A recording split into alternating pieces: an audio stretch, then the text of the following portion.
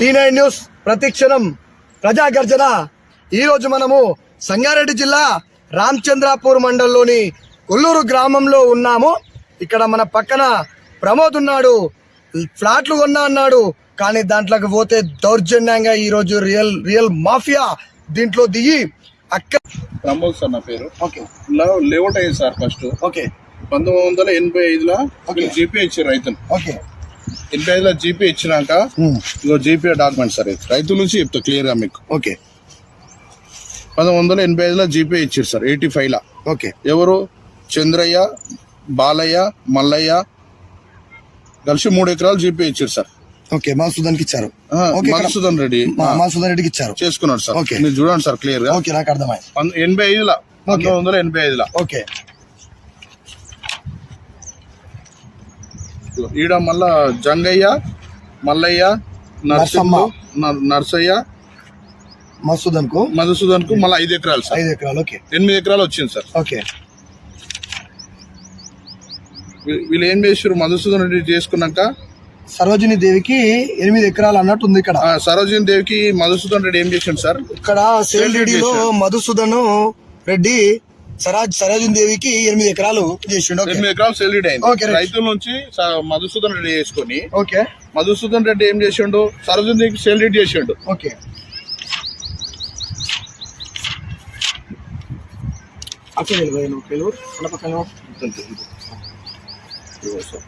ఇగో ఇది ఇంకోటి సార్, సరోజిని దేవి సార్. ఇది 3 ఎకరాలు. అంటే వాళ్ళు 3 ఎకరాలు చంద్రాయలు, 5 ఎకరాలు జంగాయలు. అది ఓకే.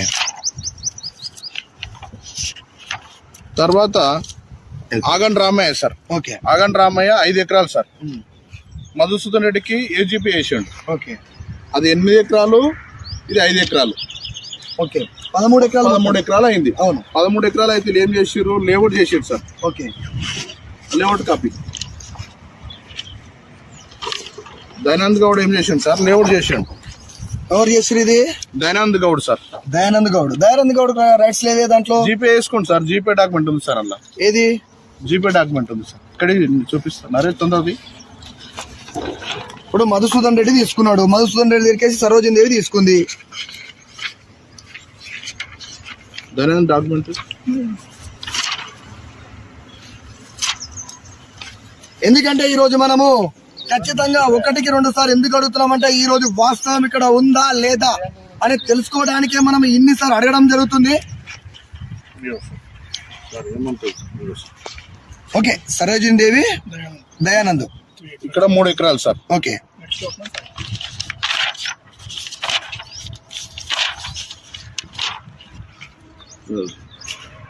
సరోజిని దేవి, దయానంద్కు ఓకే 5 ఎకర్స్.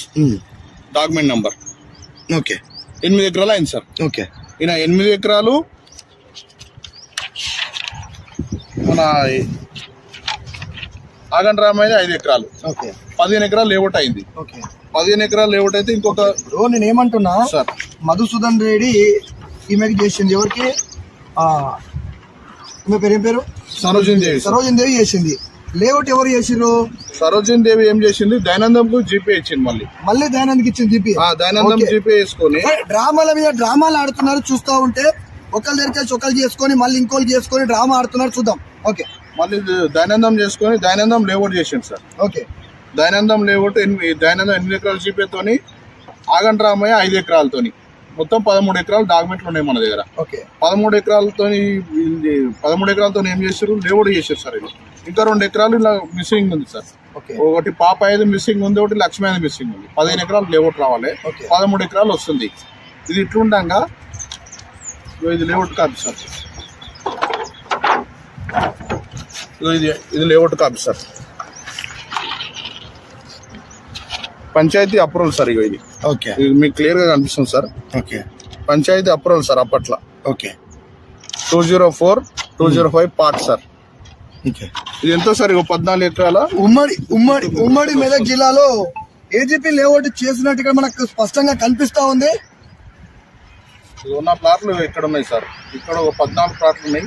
13 నుంచి 116, ఈ 71 నుంచి 76 ఇక్కడ 8 ప్లాట్లు ఉన్నాయి సార్. ఒక్కొక్క ఫ్లాట్ ఎంత చేస్తారు? ఎన్ని గజాలు స్క్వేర్ యార్డ్ చేస్తారు? 300 సార్. 300 ఇగో ఇక్కడ ప్లాట్ లో ఇగో ఈయన పేరు మీద ఉన్నాయి సార్, నాగన్ సాయి కుమార్ అని డాక్యుమెంట్స్ ఉన్నాయి సార్.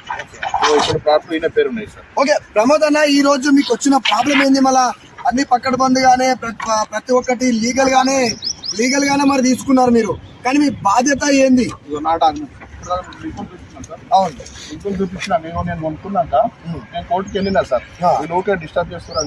కోర్టుకి ఎందుకు వెళ్ళాల్సి వచ్చింది మీరు? వీళ్ళు ప్లాట్ మీదకి వస్తే వీళ్ళు ల్యాండ్ ఇది ప్లాట్ కాదు, ఇది అంతా ల్యాండ్, ఈ ప్లాట్ లేవు, ఇది అంతా మేము కొనుక్కున్నాం అని చెప్పి ఆయన అజయ్ కేడి అంటే ఆయన పోలీసు వాళ్ళతో కుప్పకాయి మొత్తం ఆయన దౌర్జన్యం చేస్తుండు సార్. ఓకే, అజయ్ కేడి ఇక్కడ ఎందుకు, ఆయన పాత్ర ఎందుకు వచ్చింది ఇక్కడికి? ఆయన ఏం చేసిండు, 2005లో వచ్చి సెకండ్ జనరేషన్ తోని సెల్యూట్ చేసుకుంటారు సార్. ఇదే ల్యాండ్ మళ్ళా. ఓకే, ఎవరైతే 85లో దయానందం గౌడ్కు మధుసూదన్ రెడ్డికి ఇచ్చిర్రు వాళ్ళే వాళ్ళతోనే ఈయన సెకండ్ డాక్యుమెంట్ క్రెడిట్ చేసుకొని ఇది లేఅవుట్ కాదు, ఇది నా ల్యాండ్ అని చెప్పి 2005లో వచ్చి మళ్ళీ ఫేక్ డాక్యుమెంట్ సృష్టించుకొని కబ్జా పెట్టడానికి ప్రయత్నం చేస్తుంది సార్. ఓకే, మీరేమన్నా అడగడం కానీ మీరు ఎవరైతే బాధ్యులు ఉన్నారో వాళ్ళందరూ వచ్చి ఇక్కడ కూర్చున్నప్పుడు ఆయన వచ్చి మీతో ఏమైనా మాట్లాడేది ఏమైనా ప్రయత్నం చేశాడా? ఇది రోడ్లో పోయింది, అక్కడ ఉంది, ఇక్కడ ఉంది, మీరు ఉన్నది కరెక్టే, కానీ నా దానిలో లేదు, అక్కడ ఉంది, ఇక్కడ ఉంది అని చెప్తాడు సార్ ఆయన. ఓకే, మీరు ఎంఆర్ఓ కానీ ఎవరినన్నా అడిగి తెలుసుకునే ప్రయత్నం కూడా ఏమైనా చేశారా? చేసినాం సార్, అన్ని చేసినాం. వాళ్ళు కూడా మేము కోర్టుకి వేస్తుంది, కోర్టులో ఏదైతుంది అవుతుంది, అదంతా లేఅవుట్ ఉంది, సెకండ్ డాక్యుమెంట్ ఉన్నాయి కేడీఆర్. అందుకే మేము ఆయన పాస్బుక్లకు వచ్చిండు, పాస్బుక్లు ఇవ్వండి, ఇది తిరుగుతుండో, అది లేదు, అది లేఅవుట్ ఉంది, మేము నీకు పాస్బుక్లు అలౌట్ చేయమని చెప్పి వాళ్ళు స్పష్టంగా చెప్పింది సార్. ఈయన 10 సార్లు పెట్టుకున్నాం, అది రిజెక్ట్ చేసారు. ఓకే, రిజెక్ట్ చేసారు, అది ఈయనకు అయితలేదు సార్. ఈయన డాక్యుమెంట్ కూడా క్యాన్సిల్ అయిపోయినాయి సార్. చూపిస్తాను ఇది ఇట్లుండగా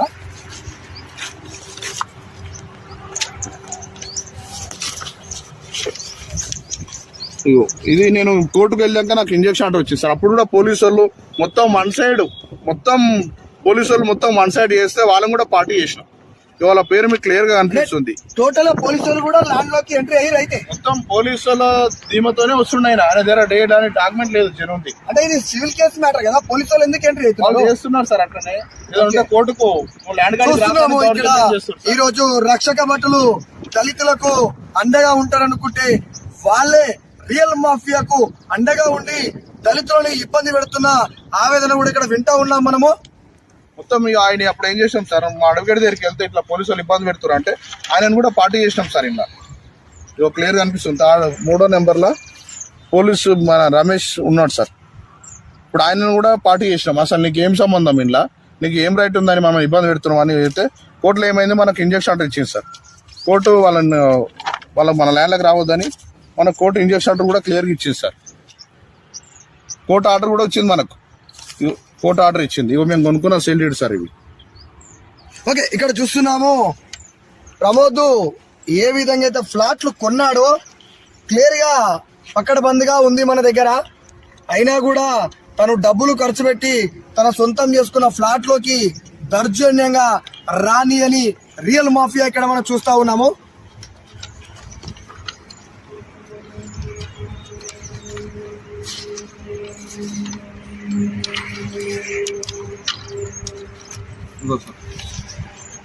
లింక్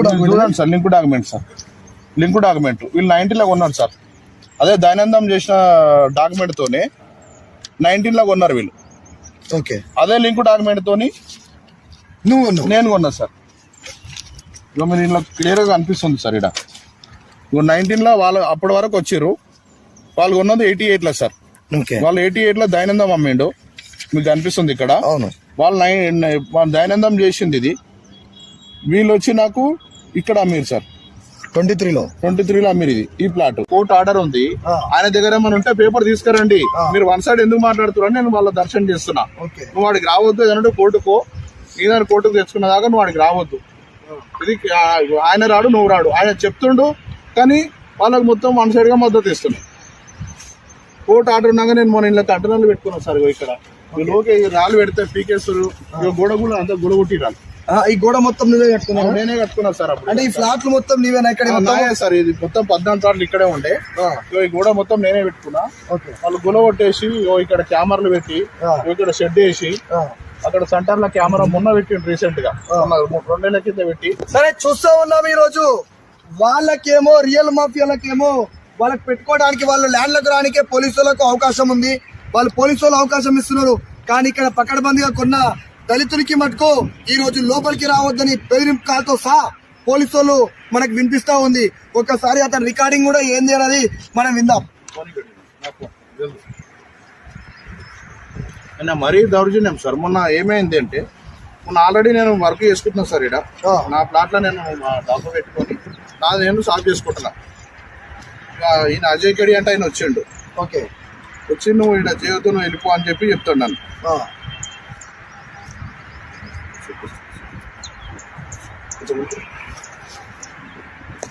నరేష్ ఇది ఏడు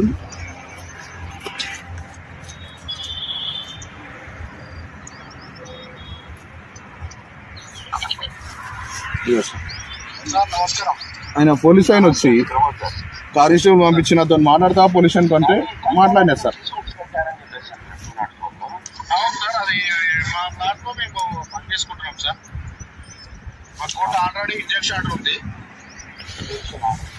మా కోర్టు ఆర్డర్ ఉంది. మా దాంట్లో మేము చేసుకుంటున్నాం సార్. ఆయన దాంట్లోకి వెళ్ళట్లేదు. మాట్లాడండి, అతను రేడియో కూడా మాట్లాడండు. ఆయన ఫోన్ చేసిండు సార్. మేము ఎందుకున్నాం అంటే మీరు ఇక్కడికి రండి, నా కోర్టు ఇంజక్షన్ ఆర్డర్ ఉంది, మీరు ఏదైనా ఉంటే మీరు తీసుకొని రండి సార్, నేనే ఉంటాను, నా పని నేను చేసుకుంటున్నా అని చెప్పిన సార్. ఆయన ఆల్రెడీ డాక్యుమెంట్ కొట్టేసారు. ఈయనకు అన్ని తెలుసు సార్. ఈయన పార్టీలా మీరు కూడా పార్టీ సార్. ఇలా ఉండి కూడా మళ్ళీ ఏం ఆర్డర్ ఉందని కొత్తగా అడుగుతున్నాయి. మీరు కూడా పార్టీ ఉన్నారు కదా. ఆయన షేరింగ్ ఇవ్వాలంట సార్. మిమ్మల్ని కూడా పార్టీ చేసారు కదా సార్. బోర్డు వీకినప్పుడు మీరు వచ్చి బోర్డు వీకింది కదా సార్. బోర్డు వీకినప్పుడు ఏం జరిగింది? బోర్డు వీకినప్పుడు ఆయన రాసిండు సార్. డాక్యుమెంట్ సమన్స్ వచ్చినాయి, మీరు ఒకలా చేసారు. అడుగుని కూడా పెట్టుకున్నాం కదా సార్. డాక్యుమెంట్లు ఉన్నాయి కదా నరేష్, ఏం చేస్తావు అట్లా? అది కూడా మొత్తం సూట్ లో చూస్తుంటారు. నేనేందుకు చేస్తాను సార్? ఫోటోలు తీసి లాస్ట్ పేజ్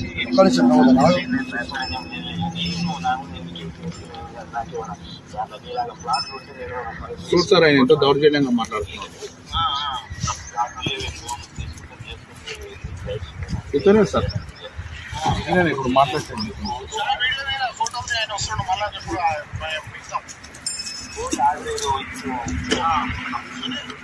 ఫోటో వీడియో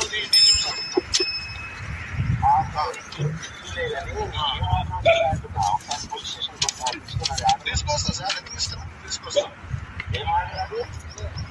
తీసుకొస్తా సార్. ఆయన కూడా తీసుకురమ్మను. ఆయన పేపర్ ఆయన రమ్మని మా పేరు మేము తీసుకొస్తాము. మీ దగ్గర ఇప్పుడు నువ్వే కదా కంటెనర్. నా దగ్గర కోర్టు ఆర్డర్ ఉంది సార్. నా దగ్గర కోర్టు ఆర్డర్ క్లియర్ ఉంది.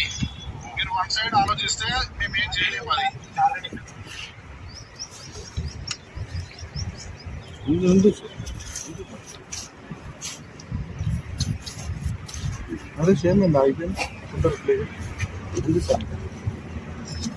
సరే, మనం చూస్తూ ఉన్నాము ఈరోజు పోలీస్ వ్యవహారంలో ఏందని కూడా వింటూ ఉన్నాము. కోర్టు ఆర్డర్ మీకు వచ్చినాయి కదా సార్. కోర్టుల కేసు నడుస్తుంది. ఆయన